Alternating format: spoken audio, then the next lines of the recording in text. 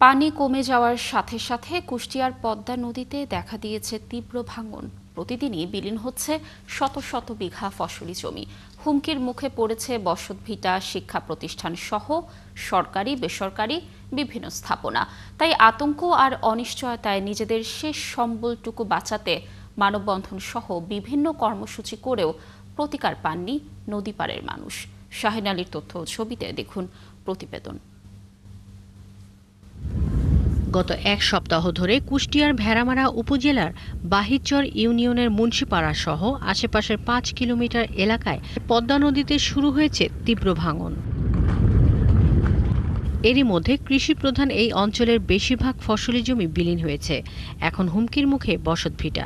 ভুক্তভোগীরা জানান, ভাঙন রোধে পানি উন্নয়ন বোর্ড মাঝে মাঝে জিওব্যাগ ফেললেও তা কোনো কাজে আসেনি। ভিটি মাটিটুক টিকলে আমরা থাকতে পারবো। ধরো আমরা কোথায় যাই দাঁড়াবো, ভিটি মাটিটুকু ভাঙে তার 50 কিলো দূরে আছে, 50 গজ দূরে আছে। যে আমার এই জায়গায় বাঁচার মতন রাস্তা করে দেন, আর যদি না করেন তাহলে আমার অন্য জায়গায় জায়গা দিতে হবে।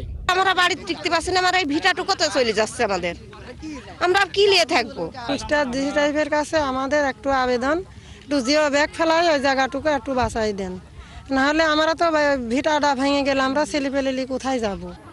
প্রতিদিনই নদীতে বিলীন হচ্ছে শত শত বিঘা ফসলি জমি।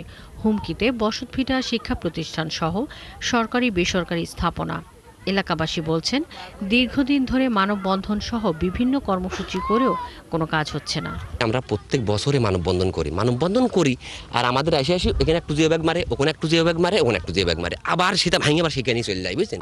এইটা যদি না দেওয়া হয় ওই যে ব্লকের যে সামনে যে আছে 16 ফিটের 250 মিটার কাজ হবে, এই কাজটা আমরা যে কোনো মূল্যে আমরা করতে দেবো না, কারণ আমাদের গ্রাম বাঁচাতে হবে। এই গ্রাম না বাঁচালে পারে তাহলে আমাদের জমির উপরে আমরা এই কাজটা করতে দেবো না। যদি ইউডিএনের মাধ্যমে আমরা যদি বন্যা নিয়ন্ত্রণ বেড়িবাঁধে যাই, তাহলে এই মুন্সিপাড়ার অগণিত ঘর বাড়ি, স্কুল, বিভিন্ন স্থাপনা নদী ভাঙন এলাকার থেকে রক্ষা পাবে। 500 মিটার উত্তরে যদি ওই স্টোন বাঁধটা যদি করে, এর সাথে সাথে যদি করে, তাহলে এই গ্রাম এবং এই বাঁধ অন্তত আপাতত রক্ষা পাবে। এদিকে পানি উন্নয়ন বোর্ডের কর্তারা জানান, ভাঙন এলাকা পরিদর্শন করে ঊর্ধ্বতন কর্তৃপক্ষকে জানানো হয়েছে। অনুমতি পেলেই দ্রুত প্রয়োজনীয় ব্যবস্থা নেওয়া হবে। আমরা এই বিষয়ে ঊর্ধ্বতন কর্তৃপক্ষের সাথে ভাঙনের বিষয়ে আমরা আলোচনা করছি। ঊর্ধ্বতন কর্তৃপক্ষের অনুমতি পেলে আমরা জরুরি ভিত্তিতে সেখানে জিও ব্যাগ এবং টিউব ফেলে ভাঙন প্রতিরোধে প্রয়োজনীয় উদ্যোগ গ্রহণ করব। শুধু আশ্বাস নয়, পদ্মার ভাঙন রোধে দ্রুতই পদক্ষেপ নেবে সরকার, এমনটাই প্রত্যাশা নদীপাড়ের মানুষের। শাকিলা শম্পা, ৭১। দর্শকের বিষয়ে আরও তথ্য জানাতে আমাদের সাথে যুক্ত হচ্ছেন সহকর্মী শাহিন আলী। শাহিন, নতুন করে কোনো এলাকায় কি ভাঙন দেখা দিয়েছে কিনা জানাবেন, আর কোন কোন এলাকায় বেশি ভাঙনের কবলে পড়েছে, আর ভাঙন রোধে পানি উন্নয়ন বোর্ড আদৌ কোনো ব্যবস্থা নিচ্ছে কিনা? কয়েকটি গ্রামে কিন্তু এখন হুমকির সম্মুখীন, কারণ পানি নেমে যাওয়ার সঙ্গে সঙ্গে কিন্তু আসলে তীব্র ভাঙন দেখা দিয়েছে। আসলে ভাঙনটি যদি স্থায়ীভাবে যদি ভাঙন রোধ করা না হয়, তাহলে কয়েকটি গ্রাম কিন্তু একদম বিলীন হয়ে যাবে। ফসলি জমি হারাবে, ঘর বাড়ি হারাবে এবং অনেক প্রতিষ্ঠানও এই নদীগর্ভে বিলীন হবে, এরকম একটি তথ্য আমাদের কাছে আছে। তবে আপনাকে বলে রাখি, পানি উন্নয়ন বোর্ডের সঙ্গে যে ঊর্ধ্বতন কর্মকর্তা আছে তাদের সঙ্গে আমরা কথা বলেছি।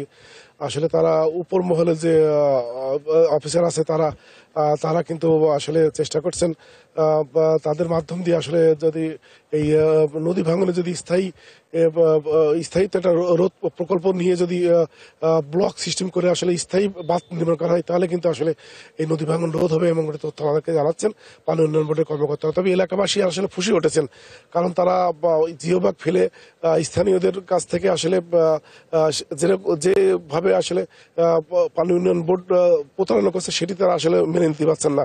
তারা চাচ্ছেন আসলে স্থায়ীভাবে ব্লক দিয়ে খুব সুন্দর করে যাতে স্থায়ী বাঁধ তৈরি হবে, বাঁধ তৈরির মাধ্যমে যাতে গ্রাম বাঁচে এবং এলাকা বাঁচে। আপনাকে বলে রাখি, যেমন গত যে বর্ষা গেল, বর্ষায় কিন্তু তার পাশাপাশি গ্রাম সাহেবনগর, বহলবাড়িয়া, বেশ কয়েকটি ইউনিয়নের কিন্তু কয়েকটি গ্রামের ফসলি জমি কিন্তু এই নদীগর্ভে বিলীন হয়ে গেছে। যেমন বলি, পাবনার রূপপুর যে পারমাণবিক কেন্দ্র আসলে সেটি কিন্তু পাবনার যে চ্যানেল ছিল সেই চ্যানেলগুলো বন্ধ হয়ে যাওয়ার কারণে কিন্তু আসলে নদীর পথ আসলে এদিক দিকে বেঁকে আসলে এই ভেড়ামারা সাইডে চলে আসার কারণে কিন্তু আসলে নদী ভাঙন সৃষ্টি হয়েছে, এরকমই তথ্য আমাদেরকে জানিয়েছেন এলাকাবাসী। লাবণী। ধন্যবাদ আমাদের সাথে যুক্ত থাকার জন্য। দর্শক যুক্ত ছিলেন আমাদের সহকর্মী শাহিন আলী, তিনি জানাচ্ছিলেন কুষ্টিয়ার পদ্মা নদীতে যে ভাঙন দেখা দিয়েছে এ বিষয়ে সর্বশেষ তথ্য।